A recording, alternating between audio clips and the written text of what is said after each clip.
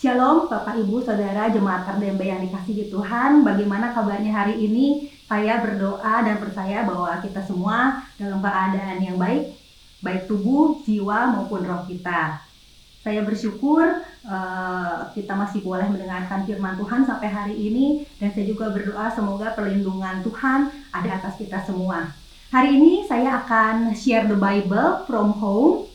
Karena dalam beberapa hari ini saya ada sedikit batuk, sehingga saya memutuskan untuk karantina diri di rumah supaya tidak menularkan kepada rekan-rekan yang lain. Nah, baik, kita akan langsung masuk kepada apa yang menjadi inti pesan Tuhan buat kita minggu ini.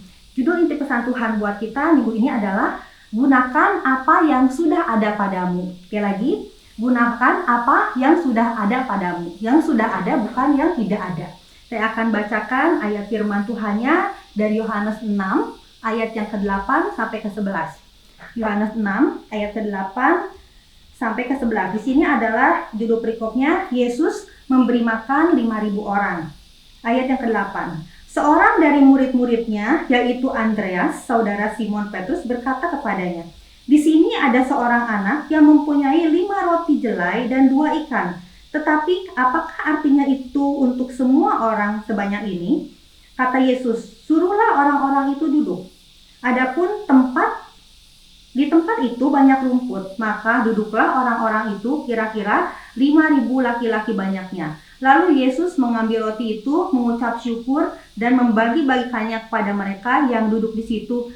Demikian juga diperbuatnya dengan ikan-ikan itu sebanyak yang mereka kehendaki. Kita semua telah mendengar kisah yang populer ini mengenai Yesus memberi makan 5.000 orang. Ini yang menjadi inti pesan Tuhan, atau ayat yang menjadi inti dari pesan Tuhan itu adalah ayat 9, di mana di sini katakan, "Di sini ada seorang anak yang mempunyai 5 roti jelai dan 2 ikan. Tetapi apakah artinya itu untuk orang sebanyak ini?" Bapak Ibu Saudara, yang menjadi inti pesan Tuhan buat kita yang telah disampaikan oleh Bapak Gembala kita hari Minggu yang lalu adalah Tuhan ingin kita sadar bahwa sesungguhnya Tuhan telah memberikan banyak hal kepada kita.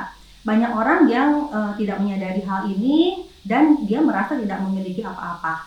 Atau ada juga orang yang sadar bahwa dia memiliki sesuatu tapi dia merasa apa yang Tuhan berikan kepadanya itu adalah kecil dan tidak berarti. Nah, melalui pesan Tuhan minggu ini buat kita, Tuhan ingin agar kita jangan merasa kecil dan tidak memiliki apa-apa. Gunakan sekecil apapun hal yang Tuhan berikan kepada kita ini untuk kemuliaan Tuhan. Dan ingat bahwa sekecil apapun yang kita berikan, jika di tangan Tuhan, itu akan menjadi suatu hal yang luar biasa. Nah, Bapak Ibu, beberapa hari yang lalu rekan-rekan hamba Tuhan juga sudah membagikan beberapa hal yang perlu kita pahami berkenaan dengan pesan Tuhan ini. Pagi hari ini saya akan menambahkan 2 hal lagi. Yang pertama adalah Tuhan memakai orang yang memiliki perhatian dan kepedulian kepada sekelilingnya. Sekali lagi, Tuhan memakai orang yang memiliki perhatian dan kepedulian kepada sekelilingnya. Kembali kita akan saya akan bacakan ayatnya dari Yohanes 6 ayat 9. Di sini ada seorang anak. Nah, ketika mendengarkan pesan Tuhan ini, saya berpikir ada kata di sini seorang anak yang tidak disebutkan dalam 3 Injil lainnya, yang hanya disebutkan di Injil Yohanes ini. Saya ingin tahu sebetulnya anak ini siapa dan kira-kira umurnya berapa. Dan saya pelajari bahwa kata anak di sini, seperti telah ditulis juga di dalam warta, berasal dari kata paidarion. Ya, saya pelajari artinya di sini adalah selain child juga bisa berarti lad, L-A-D. Nah, apa arti lad? Lad itu bisa berarti pemuda yang tanggung, pemuda tanggung, atau remaja di awal atau di batas awal usia akhir balik menuju dewasa. Jadi kalau kita dapat simpulkan, anak ini adalah seorang remaja yang mungkin berkisar antara umur 12 sampai 14 tahun. Nah, untuk seorang remaja usia sedemikian, remaja di awal, mereka punya satu rasa keingintahuan yang besar terhadap segala sesuatu. Nah, saya akan coba visualisasikan kisah ini, karena nanti akan berhubungan dengan apa yang akan saya sampaikan. Jadi pada saat itu anak ini ada berada di tengah rombongan atau orang yang berbondong-bondong banyak yang mengikuti Yesus sejak pagi hari sampai sore. Nah, ketika itu seperti katakan di Injil Matius bahwa hari sudah mulai menjelang malam. Nah, si anak itu dia mulai memperhatikan sekelilingnya. Mungkin orang-orang banyak mulai gelisah dan mereka mulai komplain. Ya, wah ini hari sudah malam nih, kami udah lapar. Mana ini makanannya? Bagaimana nih panitianya nggak beres gitu. Dia memperhatikan apa yang terjadi. Kemudian dari keingintahuannya ini, dia juga melihat apa yang sedang dilakukan panitia nih. Gitu. Dia melihat ke depan dan dia melihat kurang lebih mungkin Yesus sedang berdiskusi dengan para muridnya. Ya. Nah, kemudian dengan rasa ingin tahunya ini dalam pandangan saya, maka si anak ini mulai mendekat ya ke arah mungkin kalau ada panggung gitu ya saat itu atau mimbar. Nah, terus dia mendengar apa yang terjadi. Nah, di situ dia mendengar ada percakapan antara Yesus dengan murid-muridnya, di mana Yesus menyuruh murid-muridnya untuk memberikan makan kepada orang banyak ini. Ya, juga dia mendengarkan percakapan dengan Filipus. Nah, dari sini si anak ketika dia memperhatikan, dia dapat menangkap isu yang terjadi saat itu. Ya, isu yang terjadi saat itu adalah kebutuhan makan buat orang banyak. Nah, kemudian dari situ dia melihat kepada dirinya sendiri, apa yang dia miliki. Kemudian dia sadari bahwa dia ternyata memiliki bekal. Nah, dari situ timbul kepedulian untuk dia bisa berkontribusi terhadap apa yang terjadi. Ya, saat itu mungkin dia melihat dari antara murid-murid Yesus itu ada Andreas yang agak menjauh sedikit karena sedang tidak bercakap-cakap dengan Yesus. Si anak ini mungkin memanggil, Om, saya dengar lagi butuh makanan ya. Gitu. Ini saya punya sedikit bekal, tolong berikan kepada guru atau kepada Yesus. Mungkin ada sesuatu yang bisa dia perbuat untuk kita. Nah, dari situ makanya kemudian muncul ayat 9, di mana Andreas datang kepada Tuhan dan bilang, di sini ada seorang anak yang punya 5 jelai roti, tapi apalah artinya untuk orang sebanyak ini? Ya, tapi kemudian kita tahu akhir kisah ini lewat roti yang diberikan, lewat bekal yang diberikan si anak ini kepada Tuhan Yesus, maka terjadi mujizat Tuhan memberikan makan 5.000 orang. Nah, dari kisah ini saya ingin kita sama-sama belajar ya mengenai apa sih sebetulnya yang dimiliki oleh si remaja ini sehingga Tuhan bisa memakai apa yang diberikannya dari sedikit menjadi sesuatu yang luar biasa.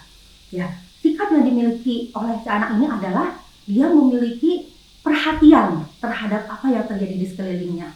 Kemudian juga dia mempunyai kepedulian kepada orang lain.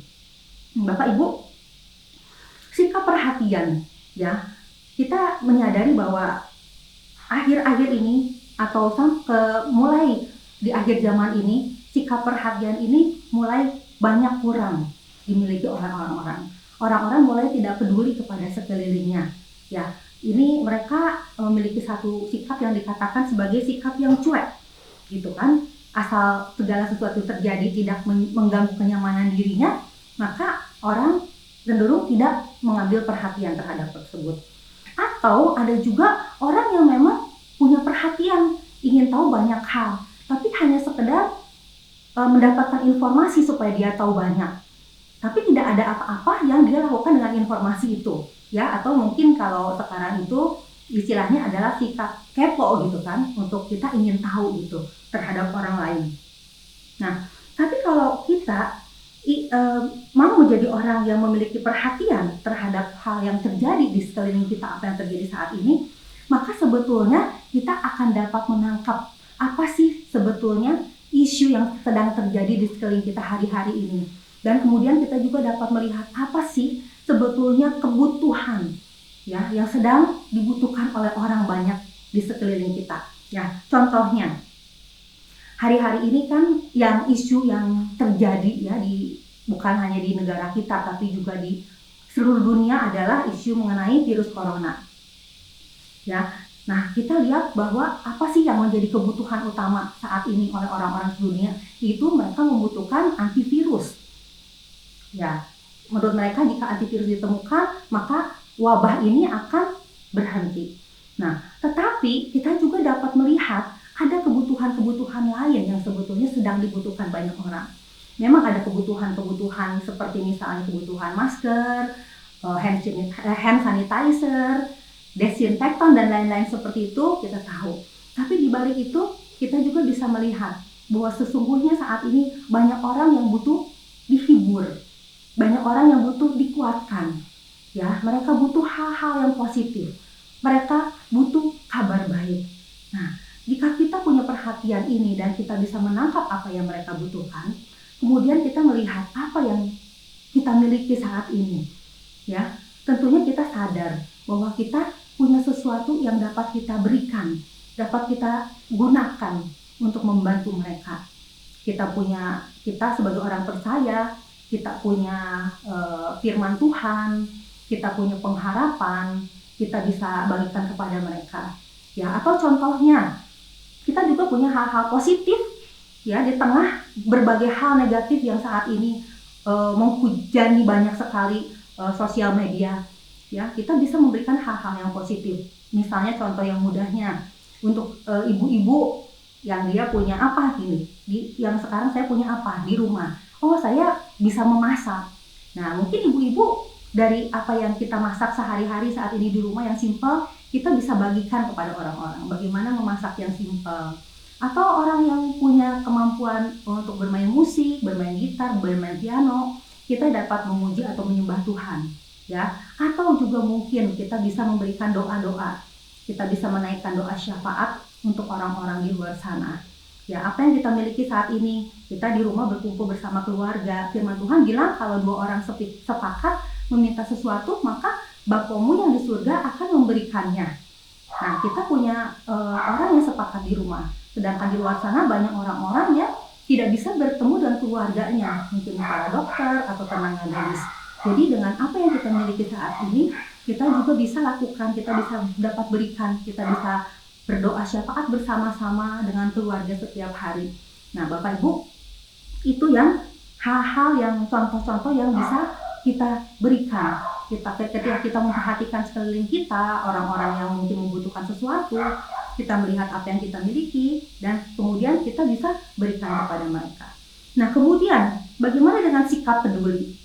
Ya, sikap seorang remaja yang peduli di tengah 5.000 orang, ya, dikatakan ini 5.000 laki-laki dewasa, ya, itu satu hal yang luar biasa. Ketika yang lainnya itu tidak peduli, dia memiliki sikap peduli ini. Sikap ini didasari karena dia adalah seorang anak yang tidak mementingkan dirinya sendiri. Ya, dia memiliki satu sikap selfless. Nah, lawan dari selfless itu adalah selfish atau egois. Seorang yang egois, dia selalu berpusat kepada dirinya. Ya, beberapa hari lalu kita juga sudah mendengarkan khotbah dari Pak Gembala yang menyatakan beberapa penyebab mengapa seorang itu tidak dapat melakukan sesuatu yang luar biasa bagi Tuhan adalah karena mereka merasa Tuhan hanya memakai orang yang memiliki banyak kemampuan dan sarana penunjang yang memadai, atau mereka merasa tidak layak, atau mereka juga takut gagal.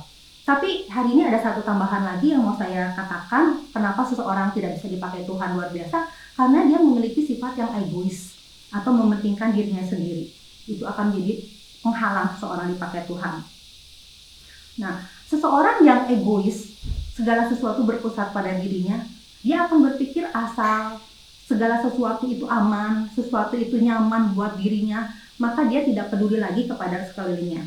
Ada satu slogan yang dulu pernah terkenal gitu ya, slogan yang salah, yang bilang katanya, kalau orang lain bisa, kenapa harus saya? Ya, mungkin Bapak Ibu ingat slogan itu. Nah, ini adalah ciri-ciri orang yang dia egois atau tidak peduli kepada orang lain. Nah, sikap tidak mementingkan diri sendiri yang dimiliki oleh remaja inilah yang mendorong anak itu kemudian untuk melihat dirinya, apa yang kira-kira dia bisa berikan kepada orang banyak. Dia ingin mengambil satu bagian atau berpartisipasi atau kontribusi walaupun sedikit kepada orang lain. Saya ingat beberapa tahun yang lalu ada seorang hamba Tuhan juga yang pernah menceritakan atau berkhotbah mengenai anak ini. Ya, di situ dia katakan bahwa anak ini membawa 5 roti 5 loaves of bread ya. Kalau loaf itu Bapak Ibu bukan hanya roti kecil, tapi loaf itu adalah sebuah roti yang besar ya, kayak kita roti tawar atau roti gandum. Nah, keluarganya membekali dia dengan 5 roti. Nah, artinya di sini adalah bahwa orang tuanya itu adalah seorang yang mengajarkan anaknya untuk bagaimana dia bisa berbagi atau peduli, karena membekali anak itu dengan banyak ya, 5 roti ya, yang pasti akan berlebih. Maksudnya keluarga itu mungkin berpesan untuk dia bisa membagi-bagikan kepada orang lain. Nah, dari sini kita lihat bahwa memang anak itu dilahirkan atau dibesarkan dalam keluarga yang punya nilai-nilai untuk dia boleh peduli kepada orang lain. Nah, dari sinilah sikap peduli ini, maka kita lihat bahwa melalui anak muda ini, bahwa orang yang memiliki perhatian dan peduli kepada sekelilingnya, maka akan menjadi orang yang bersedia memberikan apa yang ada padanya untuk dipakai Tuhan. Dan orang seperti ini, dia akan melihat mujizat Tuhan.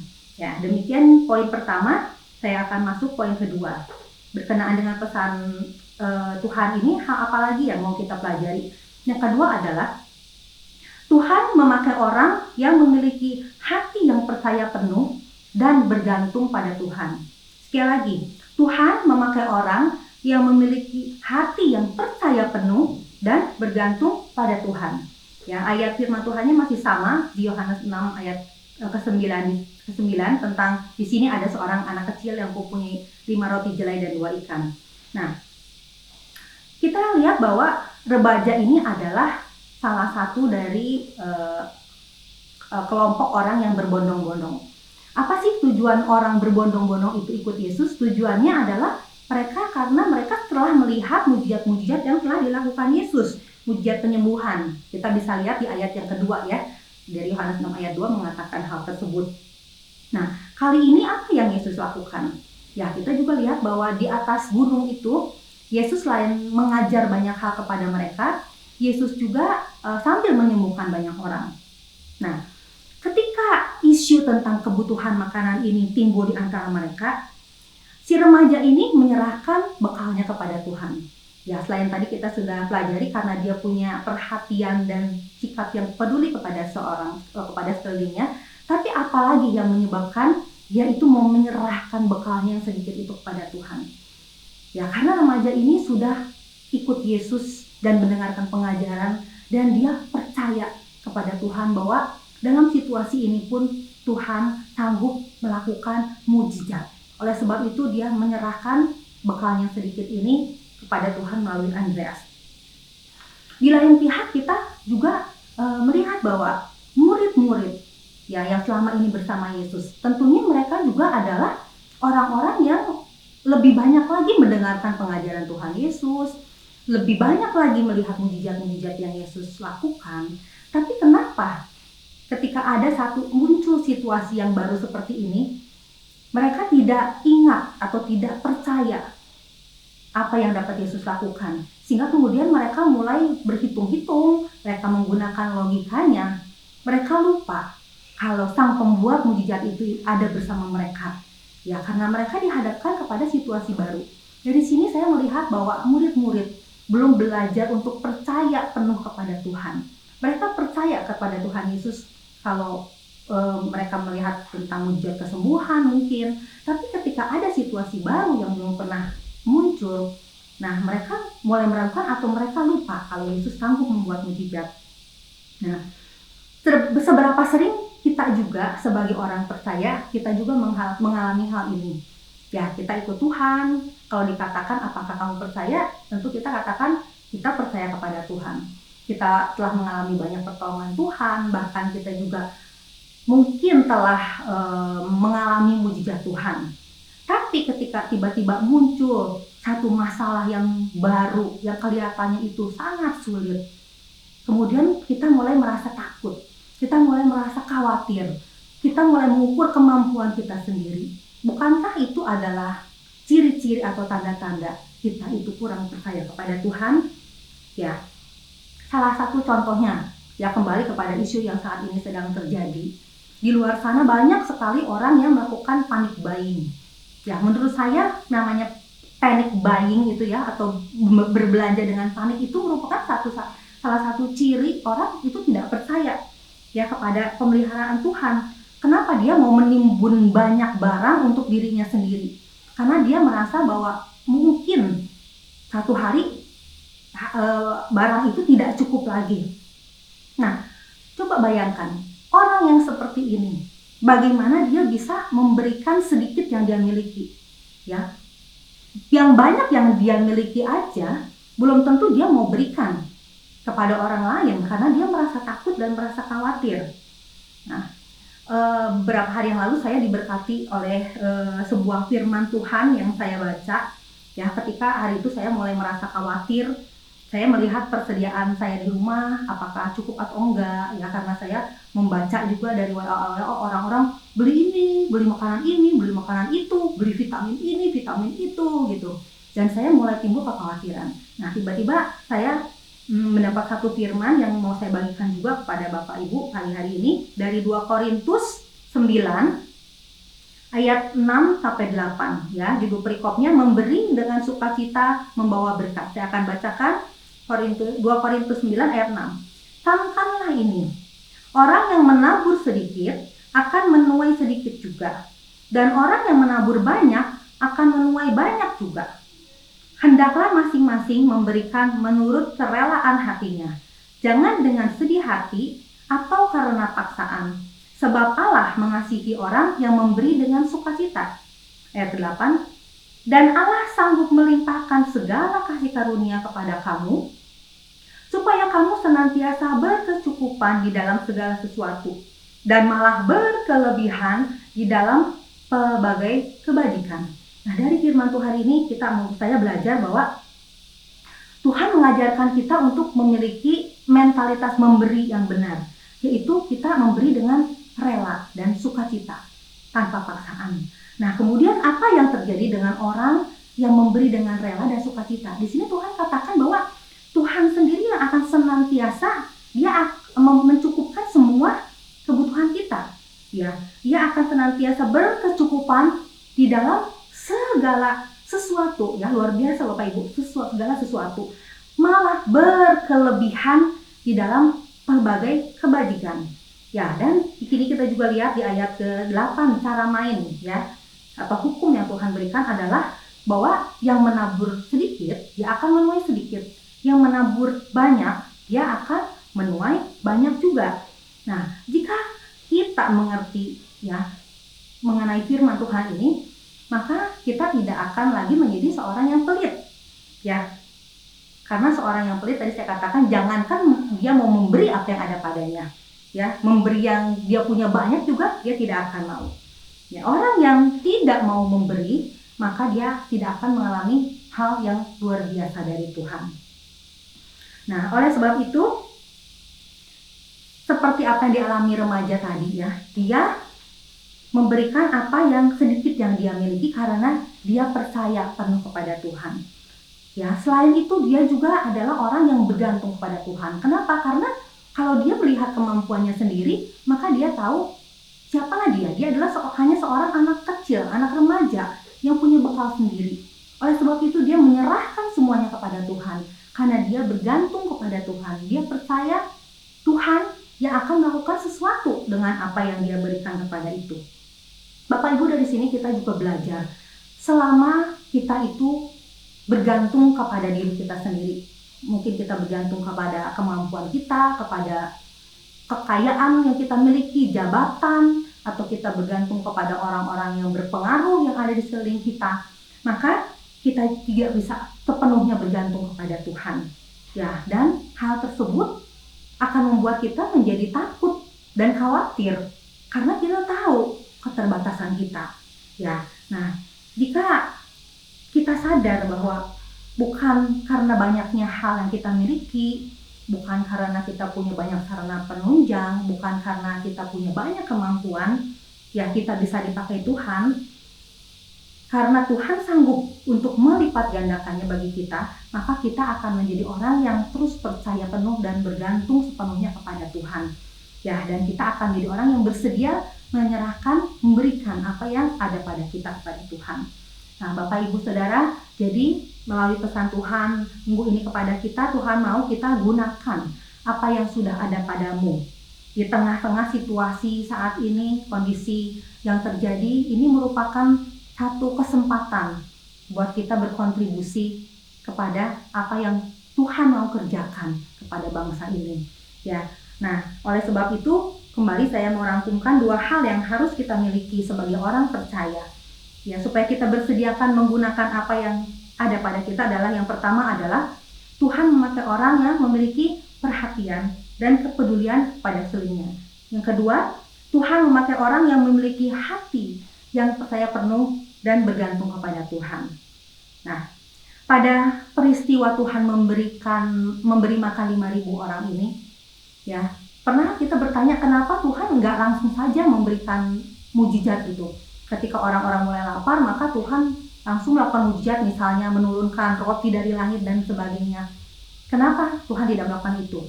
Karena Tuhan ingin ada bagian kita yang berpartisipasi dalam hal ini, ya. Dan sama dengan kita, Tuhan mau melakukan mujizat. Jadi mari Bapak Ibu, saat ini Tuhan menantikan partisipasi kita untuk segala keadaan yang terjadi saat ini. Tuhan mau kita menggunakan apa yang kita miliki, ya, walaupun itu sedikit, kita berikan kepada Tuhan dan kita percaya di tangan Tuhan, Tuhan sanggup melipat gandakan, Tuhan akan mengubah itu menjadi sesuatu hal yang luar biasa bagi kemuliaan Tuhan. Demikian firman Tuhan, Tuhan Yesus memberkati.